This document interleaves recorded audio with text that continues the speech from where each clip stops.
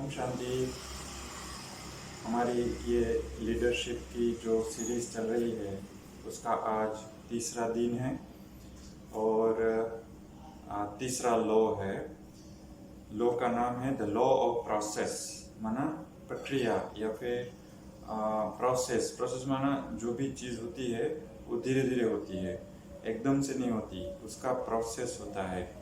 तो लीडरशिप का भी ऐसा ही है कि leadership develops daily, not in a day. एक दिन में कोई लीडर नहीं बन जाता, वो डेली धीरे धीरे डेवलप करता है और फिर लीडर बनता है। धीरे धीरे डेवलपमेंट करके हम क्या हासिल कर सकते हैं उसको समझाने के लिए ऑथर ने यहाँ पर एक एग्जाम्पल लिया है। एक लेडी है, ओल्ड लेडी, 101 साल की। वो मर जाती है और उसकी जो विल होती है उस विल में वो यूनिवर्सिटी को बहुत बड़ा पैसा दान करती है। और हम देखते हैं कि ये कितना पैसा कैसे जमा करती है और कितना पैसा दान करती है। सबसे पहले तो उसकी स्टोरी सुनते हैं कि 51 साल की जब वो होती है तो अपनी सर्विस से रिटायर हो जाती है। उसके बाद वो कुछ मिला के $5,000 जमा कर पाती है और $5,000 जमा करके वो फिर शेयर्स में अपनी सेविंग करती, इन्वेस्ट करती है धीरे धीरे। लेडी बिल्कुल जैसे कहते हैं कि मितव्ययी, माना अपने ऊपर बहुत ही कम खर्चा करती थी और अपना मकान भी, जो जिस मकान में रहती थी वो बहुत ही छोटा सा मकान था, भाड़े का मकान था और अकेली रहती थी। पर ये उसकी एक स्किल थी इन्वेस्टमेंट की, तो उसने शुरू किया इन्वेस्ट करना शेयर्स में। $5,000 इन्वेस्ट किया, धीरे धीरे उसमें मुनाफा मिला उसको वहाँ से निकाल के दूसरे शेयर्स में इन्वेस्ट किया और धीरे धीरे इन्वेस्ट करते करते अंत में जब वो उसकी डेथ हुई तब तक उसका जो अमाउंट था वो उसने जो दान किया था यूनिवर्सिटी में वो था $22 मिलियन, माना 2,20,00,000। ये बहुत ज़्यादा रकम होती है। ये हमें दर्शाता है कि धीरे धीरे अगर इन्वेस्ट करते हैं तो इसका जो कंपाउंडिंग बेनिफिट है वो बहुत ज़्यादा हमें मिलता है। तो ये कंपाउंडिंग को समझाने के लिए इसमें हमें इन्वेस्ट करने की बात नहीं है, पैसे इन्वेस्ट करने की बात नहीं है, लेकिन अपने आप पे कैसे इन्वेस्ट करना है। धीरे धीरे अगर डे बाय डे हम अपने आप में इन्वेस्ट करते जाए, सीखते जाए, कुछ ना कुछ जो भी स्किल्स हमें सीखनी है, ज़रूरी है लीडरशिप के लिए, वो सीखते जाए तो हम धीरे धीरे कंपाउंडिंग की ताकत से हम धीरे धीरे एक बहुत बड़ा लीडर बन सकते हैं। यहाँ ऑथर कहते हैं कि लीडरशिप इज लाइक इन्वेस्टिंग, मतलब इन्वेस्ट करने जैसा है लीडरशिप माना। लीडर्स आर लर्नर्स, लीडर्स जो होते हैं वो सीखते रहते हैं हमेशा। उसकी एक विशेषता होती है, कभी भी वो सीखते रहते हैं।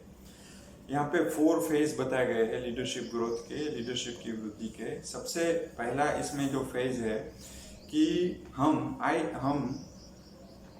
I don't know what I don't know. हम ये नहीं जानते होते हैं कि मैं क्या नहीं जानता हूँ, मतलब कि हमें पता ही नहीं होता है कि हम क्या नहीं जानते हैं। तो सबसे पहला तो फेज ये है। अगर इस फेज को फिर हम जिंदगी में, दूसरा फेज हमारा ये आता है कि हम अचानक से एक ऐसे मोड़ पे जीवन के आके खड़े हो जाते हैं जब हमें लगता है कि हमें कोई फॉलो नहीं कर रहा है, हमसे कोई इंस्पायर नहीं हो रहा है। तब हमें अचानक से रियलाइज होता है कि तो इसमें दूसरा लो रियलाइजेशन का बताते हो author, I know what I don't know, मतलब हम जानने लगते हैं कि हम क्या नहीं जानते हैं। किसी ने ये कहा है कि to be conscious that you are ignorant of the facts is a great step to knowledge, मतलब इस बात के लिए जागरूक होना कि मैं अज्ञान में हूँ, ये भी बहुत बड़ा ज्ञान होता है। तो दूसरा फेज है इसके बारे में जानना कि मुझे अज्ञान है लीडरशिप का। तीसरा है grow and know and it starts to show. फिर जैसे ही आपको जानकारी मिलती है अपने अज्ञान के बारे में, फिर धीरे धीरे आप ज्ञान लेना शुरू करते हैं, लर्न करना, सीखना शुरू करते हैं। तो धीरे धीरे आपको पता पड़ता है कि जो भी आप सीखते हैं उससे कुछ ना कुछ इन्फ्लुएंस आता है, कुछ ना कुछ आपको दिखाई देने लगता है, रिजल्ट दिखाई देने लगता है। फिर धीरे धीरे आप ग्रो करते हैं।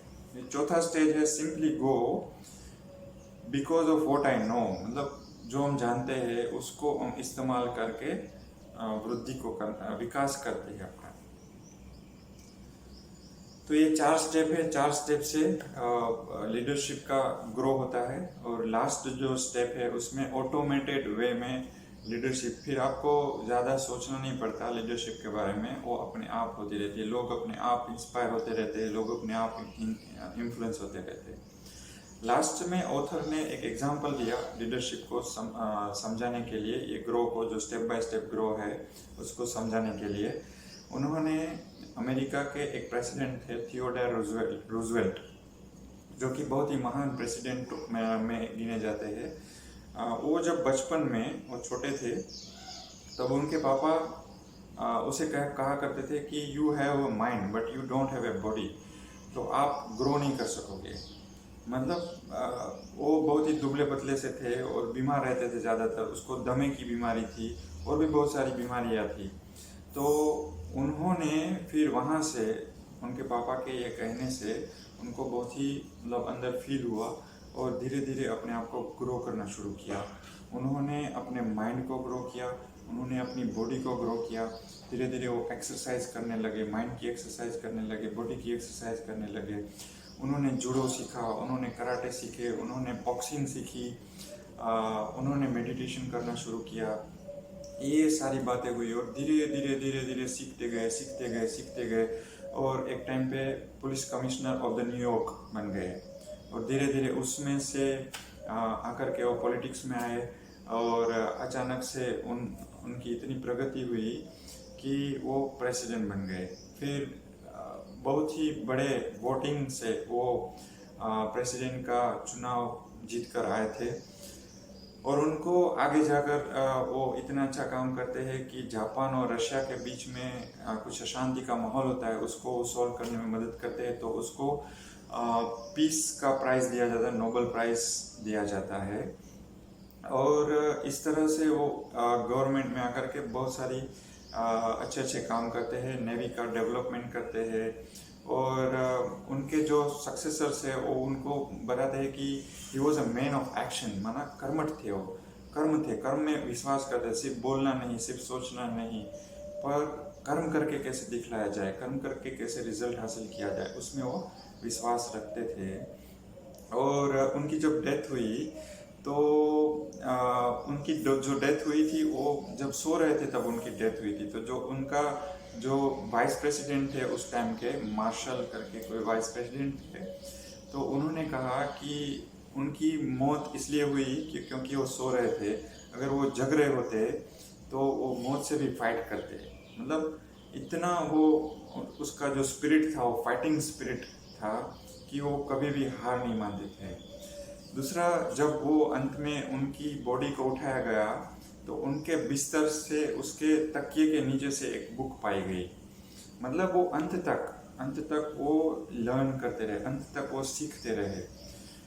हमें क्या सीखना है इसमें से? हमें सीखना है कि हम भी जितना भी हो सके लर्न करें। हम पहले तो अपने आप को खंगाले, जाने कि हमारे में क्या क्या कमज़ोरियाँ है लीडरशिप बनने के लिए, और जो भी कमज़ोरियाँ उसको सीखे।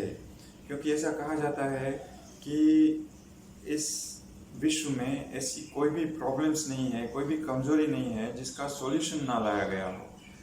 वो किसी न किसी ने उसका सॉल्यूशन लाया है और कहीं ना कहीं उसको लिख कर रखा हुआ है। तो हम अगर वो लर्न करेंगे, वो सीखेंगे, तो हम ज़्यादा से ज़्यादा अपने आप को डेवलप कर पाएंगे। तो यही हमें उदाहरण देखने को मिलता है हमारे ही इंस्टीट्यूशंस में। दादी जान की जो हमेशा कहती थी, उनका एक फेमस डायलॉग था कि जब भी मृत्यु आए तो ज्ञान मुख में हो, ज्ञान के जो शब्द है वो मुख में हो। माना वो भी लाइफ लॉन्ग लर्नर थी। तो हमें ऐसी आदत हमारे में डालनी चाहिए कि हम सीखते रहे और सीखते रहे, अंत तक सीखें। ओम शांति।